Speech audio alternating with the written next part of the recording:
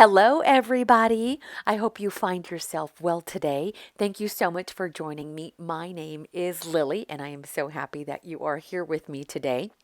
In today's video, we are going to make little pink Christmas houses. Yes, pink and glittery and all the cuteness you can imagine.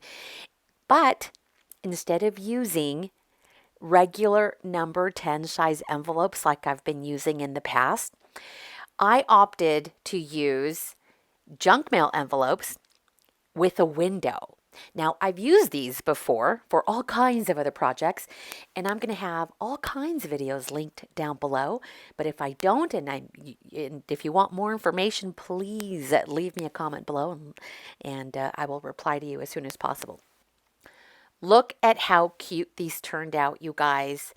Oh my gosh, so stinking cute. Now, these envelopes are just a tiny bit smaller than a regular number 10 envelope. But regardless of the size, the finished project is just as cute as the number 10.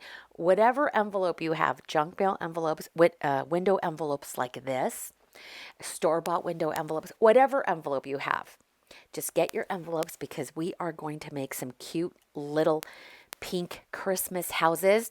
And the reason why these are pink is because I am working on 4 brand new Christmas junk journals, and they are pink and pastels, and they all have this color palette right here that's going on with these little pink Christmas houses. And stick around because I will give you a sneak peek of one of the journals so you can see what I'm talking about, and I'll also show you how I include or how I use these little pink or these little house pocket envelopes in the junk journals. In the videos that I have linked down below, they are more thorough. They are a complete process video, and I go much slower and I explain in detail every single thing that I do. This is a condensed version of those videos, but again, those are, linked down below. All I'm doing here is I seal the envelope and I trimmed just a little snippet off the top to make it a pocket. And now I'm going to cut the sides. And I'm going to go, about 1/2 inch past that crease line there. And that is so that we can give that pocket easier access for whatever contents, whatever we place into that pocket. In the videos that, in the other little house videos that I have recorded, I talk about all the different things you can use these for, all of them. And I'll share that with you in just a moment. So now I'm just going to cut the excess, but I'm leaving a little flap, and that's just to reinforce that top edge. You can cut it. You don't need it, especially because you're going to layer it. We're basically going to collage the front, the inside, and the back. The one big difference between the window envelope and the others is that we are going to line the inside of this pocket all the way down to the bottom because it'll be visible through that little window. And you could see my little samples there on the right hand side. These little house pockets can be used. Oh my gosh, you guys. I reached over to show you my scrap box. So every time I'm working on a junk journal, I have a scrap box. So all of the papers that I'm using for the signatures, for the cover, for the ephemera, for the tags, for the pockets, all of those things that go into the making of a junk journal, I designate a box and I keep all of those scraps, the offcuts, all of the excess paper in a box. So when I'm doing projects like this, or when I need, little bits of ephemera, or I'm making tags, or, punching out little bows or stars, or I need to make a rosette, I reach from that pile, and that makes everything cohesive. So that was my junk box for my Christmas junk journals. I'm just showing you there with my little Easter spatula that you could see through the window. Pretty obvious, but I wanted to demonstrate. Okay, so these little houses can be used in lieu of cards. You can tuck in goodies in there like money or a gift card, all kinds of good stuff.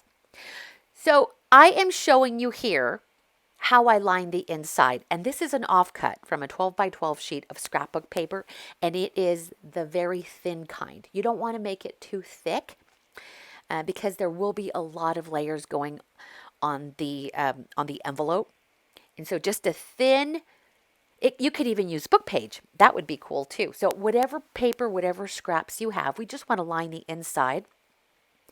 And I make it really easy where I just slip it in there. I don't even cut. I just fold it over and glue it down.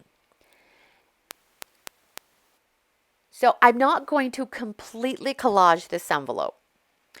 This step right here is just to show you how I line the inside of the pocket. Just to give you an idea.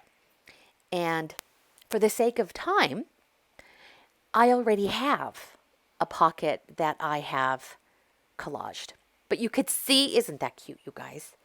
So that one is almost done, and I will actually finish that one off camera because I do need 4 of these. And I'm only making 4 because not enough hours in the day. Oh, that was a little cluster. I've also been making little clusters with all of those extra paper scraps. So those are perfect for making clusters. And so I made a whole bunch for the journals as well. So that one kind of snuck in there. Now, you could use, to finish off edges or to collage, you could use washi tape. So it's not just limited to paper scraps or book pages. Add things like washi tape or whatever you have. Or you can leave it as it is. If you like some of that white area exposed, you leave it as it is. I'm showing you the way I make these, and I hope that these bring you inspiration so that then you'll have an idea and you can create your own and then have your own ideas grow and flourish and have fun and enjoy the process. So this one I've already collaged off camera, and I've selected some of the paper scraps that I'm going to use to make a door. And these are all scraps, you guys, all scraps. There's a lot of scraps. For junk journals, there's going to be a lot of scraps. And so this is Doodlebug Design glitter paper. I love glitter paper. Glitter is my favorite color, you guys. I just love it. So this was one of the most fun little houses to work on because of all the glitter that I used. And I don't think I went over the top with the glitter, but there are a lot of little components and little elements here and there where I use a lot of the glitter. I kind of cheated a little bit with these, you guys. I really did. This one here I actually made. I made that rosette. The one on the left I made. The one on the right is store-bought. And I had been making them with a Tim Holtz rosette die. But I kid you not when I tell you guys that my time is so limited right now. I've got so many things going on right now. It's the making season, it's the holiday season, but I'm also working, I'm also running, all the things that we do because life goes on, but I also want to make. And so I cheated a little bit and I had these store-bought rosettes in a drawer, and so out they came, and I'm using them in this project. So use whatever you have handy, whether you make it yourself or you purchase it at a store. There's no rules here. We use a little bit of everything. And these are so cute. I've had them for a while and I just hadn't used them. And then I opened my drawer and saw them in there and I'm like, oh my gosh. I follow the Unexpected Gypsy. I love her channel. She is an artist And I watched a video of hers just recently, and she said there's no need to reinvent the wheel. She had purchased some journaling cards for a journal that she made, and she is absolutely correct. And so, if you don't have time to make the rosettes, buy the rosettes. Like she says, we don't have to reinvent the wheel. Now, I have a little dish of all the things I've already punched out: little stars, hole reinforcers, cute little bows. Oh my gosh, those little bows. And these wreaths. The wreaths come from a Tim Holtz die. It's one that also comes with the lamppost. And so this little wreath is part of that lamppost. But they are perfect for these little doors, you guys. Absolutely perfect. I also sprinkled a few in the junk journals, but I knew I was going to use them for this little door. The size is perfect. And then the little bows I'm using is also from a Tim Holtz hand punch, that one right there. And I'm using you guys the scraps until there are no scraps left over. I look to see if I can continue to punch, and I will punch the heck out of that little paper right there. I'm also taking my hole punch, just your regular office supply hole punch, and I'll punch a bunch of little holes because those are my doorknobs. So you should see some of the scraps that I'm left with. They are like little strings of paper, almost nothing, but that's the whole point. We want to be able to use the supplies that we already have. And if I were not working on these 4 new Christmas junk journals, I would have used other scraps because I've got tons of them. And so this is the best way to use them too. I want to show you a tool that I have, and this is I think it's called a stone picker. It is something I purchased at Daiso many, many years ago. You guys, I have a video where I show you how to use this, and when I purchased it, I don't know, maybe it was like 7 years ago. That video is whack. It's one of the very first videos that I uploaded. I'll link it down below if you want to go and have a laugh. But this little tool is really cool. And if you are familiar with Daiso, Daiso is like a dollar store with all kinds of wonderful Japanese things. Love it so much. They are in California. I know they are in one other state, but in California. And that's where I purchased it. It cost me $1.50. And it is perfect for picking up lightweight stones. And so as you saw, it was very easy for me to pick up that little hole punch with the stone picker and then place it as a doorknob. These are also really cute glittered reindeer. These I purchased, I think it was Hobby Lobby. They come in a little pack. There's several of them in there. They're already glittered front and back. They are dimensional. They're made out of wood. They are so stinking cute. And to make sure that those stick to the little house, I used my glue gun for that.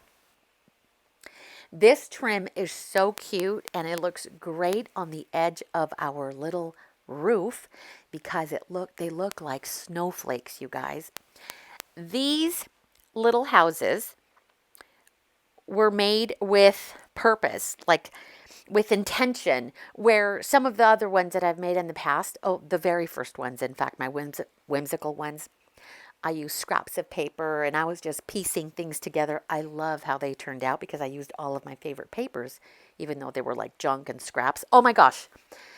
Let me show you what, you guys, my Fabri-Tac spilled again. That's the second time. That is an expensive mistake. The cap fell off. I left it upside down. And that big old blob of glue. Oh, and now I barely have any left in the bottle. But there was enough for me to be able to glue that beautiful trim onto that roof.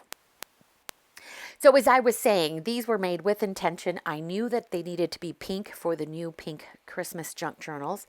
And so I was a little more careful and meticulous about the items that I used or selected for making these little houses. But I love making whimsical houses, and I love for them to look kind of wonky and kind of just pieced together with all the scraps. But these had a purpose. I mean, so I also made the fall ones. The fall little houses also had a purpose. And you know what? I've also made the little Christmas ones too. However, these, I was more careful. I was more careful with these, if you guys know what I mean. So I have punched out 25, or a lot of twos and a lot of fives. And this was from a very old Stampin' Up! Numerical die set. I don't think I'd ever used it. I've had it for a long time. And I wanted the 25 for obvious reasons for Christmas Day. And so I punched out a bunch of them because I used them in the journals. And then I had all of these left over. And I thought, how perfect to add the number 25 on the roof of my little house. How perfect is that? Before I started working on the Christmas junk journals, I went through all of my stamps, my dies, my papers, just to see what it is that I had to be able to put these pink Christmas journals together. And then I started die cutting. I was die cutting and I was punching, and I made a list of all the things that I wanted to do. So I had all of the components, all the little bits and pieces are in trinket dishes. You guys, I have so many little trinket dishes. That's just one of them. That just holds the wreaths and the stars. But I have others that hold snowflakes and rosettes and tiny ephemera. Just name it. It's in a trinket dish. Gems. Die cut no papers, die cut envelopes, die cut mini file folders, just different stuff, all for the pink Christmas junk journals. Once I had all of that assembled or put together in its own little container or trinket dish, then it was a lot easier for me to go through and assemble the ephemera and all the little cute little things that go into the junk journals and now these little houses. I'm showing you how you can use, this is a number, what size number? Number 8. I can't remember what size tag this is, but I made these tags from the Tim Holtz Chapter 3 die set. They fit perfect in these pockets, and I didn't measure, I just kind of eyeballed it. But if the pockets you make are a little bit smaller, then we make smaller tags. And that's if you're going to put a tag in the envelope. But they fit perfect.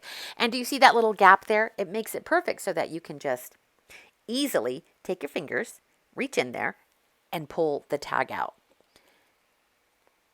I gave, my sister just celebrated her birthday this past weekend. And I gave her, instead of a card, I made her a Frida window pocket envelope, and I have a video for those too. I'll link that below. In fact, I have a playlist where I show all the videos with using envelopes.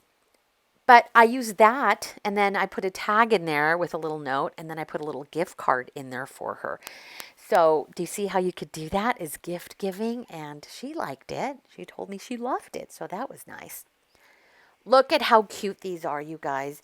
That fourth one I'm going to make off camera.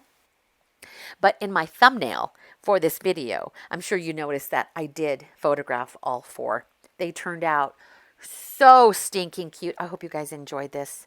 I know it was a short process, pretty quick, but you guys, again, linked down below. I have all of those other videos if you want to watch a longer and slower process. I have a playlist specific for little house pockets. So all of that information is linked down below.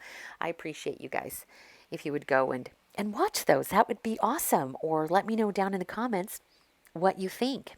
Okay, so I almost forgot to show you a sneak peek of one of the pink Christmas journals, you guys. And here we come. I reached over so I can grab it. Ta-da! Isn't it gorgeous? I am making 4 of these, you guys. 4 of them. They are all very similar. They have the wooden frame on the front. I will soon have a flip through of the 4. But they are so cute. And now I will show you how I use the little house pockets in the journals. I like to clip them in the very first page of the junk journals. And then I'll usually add a little dangle from that clip. And then I will put some tags in the pocket as well. How cute is that? And this is all you're going to see of these Christmas junk journals, just the one. I'm hoping that I have them done in the next couple of days so that I can do a flip through. And that'll be I've had so much fun making those, you guys. So much fun. You guys, I appreciate you being here. Let me know what you think. I'll talk to you guys later. Bye.